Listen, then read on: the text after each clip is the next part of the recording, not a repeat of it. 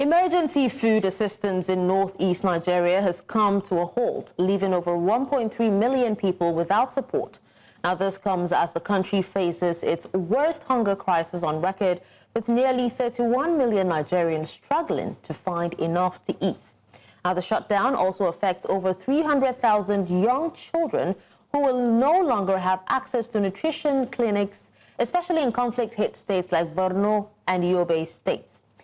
The crisis is fueled by a combination of challenges ranging from surging violence, displacement, soaring food prices, and even climate shocks like floods that have wiped out crops. But with no more food stocks and critical funding shortages, vulnerable families now face hard choices, going hungry, migrating, or even becoming easy targets for extremist groups. Today on The Conversation, I'm joined by Bigenimana Emmanuel. He's the head of Area Office, United Nations World Food Program in Borno, Nigeria. Thank you so much for joining us, Mr. Emmanuel. Thank you for the opportunity to speak with you today. It's a pleasure. It's really a pleasure to talk about this critical matter. It's a pleasure, sir. Now, to begin with, can you walk us through the sequence of events that led to the suspension of emergency food and nutrition assistance for the people in the Northeast? Yes, currently we are facing the hunger period, which is the lean season in Nigeria. And 5 million people in the Northeast are facing acute food insecurity. This is because of the ongoing conflict for 15 years, compounded with other emerging shocks such as inflation and also climatic shocks. So we have been able to provide food assistance support up to 1.3 million people today. But currently, we are facing serious funding shortages. Okay. Now, speaking of facing shortages, 31 million Nigerians, are now facing acute hunger. That's the highest number on record. Now, the appeal for Nigeria sought $130 million to keep relief operations running through 2025. Yet, only 21% of that has been secured. Do you have any ideas as to which key donors have cut back and why? We have been receiving some support from some of the traditional donors, European donors and others, but yet to receive funding from the US, which is one of our important donors for Nigeria. That's why we are currently running out of resources. Our warehouses are getting empty. We managed to keep hunger at bay for the past half of the year, but currently resources are running, and 1.3 million people who are the most vulnerable among the 5 million people facing acute food insecurity will face extreme hunger if resources are not coming through. We are also, in addition to this, we have been forced to suspend nutritional support to 150 health facilities where WFP has been providing nutritious support to malnourished children and pregnant and breastfeeding mothers to fight malnutrition. So this is a critical moment, and we are appealing for additional support, immediate support, to sustain this lifeline support for the affected populations. All right, now still talking about the support, how have recent funding cuts, in other West and Central African crises where aid has already been halted, especially in Mali and Mauritania, how have they affected donor confidence in Nigeria? Yeah, indeed, cuts have been across the globe, and also the attention most recently have been diverted to recent crises such as Gaza, Ukraine, and others. And this protracted crisis in northern Nigeria tend to be forgotten. So other countries also in the region, in Sahel region as well, affected by different challenges are also equally affected. But in northeast Nigeria, where we have insurgency of Boko Haram, so there is a high risk in terms of destabilization, and also that could really affect the entire Lake Chad region if additional funding are not provided urgently. Okay. Let's speak on the logistical and security challenges, that the humanitarian community actually faces, especially in reaching displaced populations, amidst rising violence and banditry in the likes of Borno and Yobe states. Yeah, indeed, this is really a complex environment because of access is a real challenge, even for humanitarian actors to be able to provide support. We need logistical support. Currently, WFP is managing humanitarian air services where humanitarian actors have to be using helicopters to reach the hard-to-reach locations to be able to provide the humanitarian support to the affected populations. So there are several challenges in terms of the market has been disrupted by the conflict, the access challenges, protection challenges. So, and then we are currently facing also a lean season, which is becoming an additional burden in terms of having access, because some of the routes are being cut off because of that. So it's really urgent to be able to deliver humanitarian assistance to the affected people. Because of this funding cuts, for example, places like Ran in Kalabalge, which is in Borno, has been cut off for several months, and it's going to be cut off for several months. And this time around, because of funding, we were enabled to preposition food for the population in that particular locations. Just to give you an example of the conditions and also the complex environment, because also there is escalation of attacks by the extremist groups in this region. All right, so you've listed extremism and you've also listed, aid cuts, but reports also show that, 2.3 million people have been displaced by the conflict in northern Nigeria. And now, speaking of mass movement as another challenge, how is it reshaping both the urban and rural food security needs in this case? Yeah, the major challenge that the affected people, these are the farmers, and this region has a very huge agricultural potential. But majority of these farmers cannot access their farmlands to be able to produce. So that's the main challenge that is affecting food security and nutrition in this region. But solutions are there. Solutions, it's really about peace, having peace and production, so that we can really create jobs for the people, create jobs for young people. I think this is how it should really address the root causes. And as we are appealing for immediate humanitarian support, but at the same time, we are appealing for investment, scalable investment for sustainable solutions for this region. All right, Mr. Emmanuel, over 150 nutrition clinics are at risk of closing. How will this closure impact the 300,000 children who are under 2 years of age who rely on therapeutic feeding to avoid severe malnutrition? Yeah, these are really hard decisions because, yes, the centers are not closed as such because these are health facilities with multiple services, and WFP provides nutrition support to treat moderate acute malnutrition. So we're forced to suspend right now this assistance to these young children, and about 300,000 affected children will be facing severe malnutrition if resources are not provided urgently in order to continue providing this support. So these are very tough decisions when it comes to cutting life-saving support to the most affected population like young children.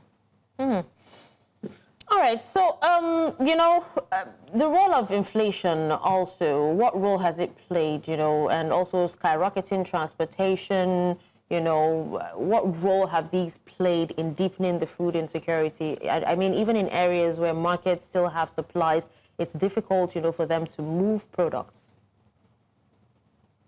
That's correct. Of course, key drivers of food insecurity and malnutrition. We have conflict and insecurity. We have markets that have been disrupted. The household stocks are depleting for the most vulnerable. And also the inflation. People cannot afford, even if food might be available in some locations, but because of lack of livelihoods, because the livelihoods have been disrupted because of the protracted conflict in this region, compounding also with other shocks, such as climatic shocks. You recall last year we had severe flooding that affected Maiduguri and other parts of the region. So all these compounding factors are really deepening a food crisis in this region. And that's why WFP have been able to provide support up to now to 1.3 million people, really trying to prevent deepening crisis. And now we are running out of resources. All right. Now, I remember, flooding that happened sometime earlier this year, where, it destroyed millions of hectares of cropland, and the rains are not even over. It's our prayer that, that kind of flooding doesn't happen again before the end of year or even ever. But then it was blamed majorly on climate shocks. How are climate shocks compounding the humanitarian crisis? And are there any resilience measures that are underway or are in progress at the moment? Yeah, under the leadership of state governments and with support also of the federal governments, there are really some efforts that have been made to mitigate in terms of prevention and mitigation actions to support the populations. And WFP, even during the flooding, were able to mobilize resources and support the affected people within 24 hours, really to save lives. But also immediately, we helped the government in terms of recovery, supporting people to returns, and also providing some support in terms of recovery. So there are some ongoing efforts in terms of food production, in terms of rehabilitation of the affected infrastructure. These are the ongoing efforts. But also the government is really pushing towards durable solutions, and partners also are helping in order to mitigate and also build the resilience of the affected communities. So I think what is needed is this partnership, and partnership between the government, bringing the private sector, bringing international partners to be able to support, to scale up basically the solutions. Well, before that happens, you talked about, the government supporting, but then to what extent are they, supporting? Because if we're talking about governments, we're not just talking about the federal governments, we also have state governments, local governments, and even the community networks themselves. To what extent have these people been able to fill the gap left by these international agencies, that are cutting back on aid? I think it's the other way around. It's the international community to fill the gap, but the government is in the lead in terms of providing support to the populations. And partners like WFP, we are here to support these government efforts. So, for instance, we have development plans for the states, which we are really aligning our interventions to make sure that we can support these efforts. But at the same time, we are also here to really save lives and protect the livelihoods of the affected people. So there are ongoing efforts in this regard, but I think we need to do more. We need to do more, of course, by the government, but also the international community supporting Nigeria. We need to do more because the gaps are huge. Okay, so what about neighboring countries and also regional bodies? How are they responding to the risk of cross-border movement, that's driven by this hunger?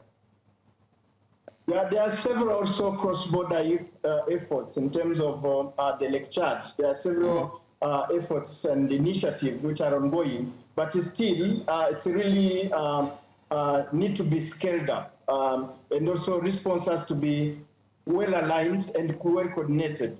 In the region as well, WP exists also in the existing in neighboring countries with different operations, and we are coordinating this response. So there are several efforts ongoing, but I think what is currently happening, there is a funding gap across, and therefore we are appealing for more support, particularly to really support the most affected people in this critical moment of lean season, so that to avert the worst. All right, now since violent attacks have actually surged in Katsina, Borno, and Zamfara states, what about the national agricultural ministries and local NGOs? How are they being supported in order to restart production and also distribution once the emergency stocks run out? No, we are working very closely with the government, particularly with the Ministry of Agriculture, really on trying to strengthen the food systems in terms of food production, in terms of managing the post-harvest, in terms of connecting farmers to the market. So we have several initiatives, and these are the solutions that we are talking about to ensure that people can get jobs, to ensure that the affected communities can get livelihoods. But this needs more investment to bring this to scale. I think this is what we needed as solutions. But at the same time, for now, we have quite a number of people. We are talking about 5 million people who are facing acute food insecurity. So we need to address the immediate needs in terms of humanitarian needs that are unfolding, but also at the same time really try to scale up these solutions to address the root cause and also to support the development efforts.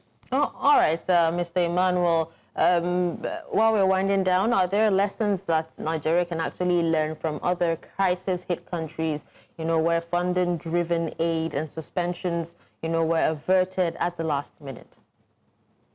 Well, myself, I came from Rwanda. We had a deep crisis of the genocide against the Tutsi in 1994. And I was working with WP. I've been working for WP for over the past 30 years. And I've been part of that recovery. And I think that's why WP leadership brought me to this place and to team up and work with the government and try to provide solutions, to support solutions. So bringing people to work. We have different initiatives such as Food for Work to help people to produce, to strengthen the food system, to recover. So I think we have several experiences, WFP, but also in other countries that have been facing a crisis, such as Liberia, Sierra Leone. So I think the government is taking the lead. We are on the right trajectory, but I think there is a need to do more. There is a need to more partnership, more funding, and then we can really overcome this protracted crisis. All right, so while we have your final thoughts, speak to us. As people face these impossible choices, and that's between starvation, migration, or even danger, what's the single most urgent action that you would ask governments, and donors to take this week or very, very soon? First of all, for the government to take the lead, to coordinate better the partners so that we really align our intervention and response with the government priorities and with the needs of the population. So we are already working together in these efforts, and we need also both federal government and state government really to ensure that there is a continuation of assistance to the affected population. To the international community, we are appealing for support. We should not leave Northeast Nigeria behind. We need their attention and we need support. And WP currently needs immediately 130 million people to continue our life-saving interventions in Northeast Nigeria. All right. Well, thank you so much, Mr. Bigenimana Emmanuel, Head of Area Office, United Nations World Food Program in Nigeria, Borno State, for joining and speaking on this. Thank you, sir. Thank you so much.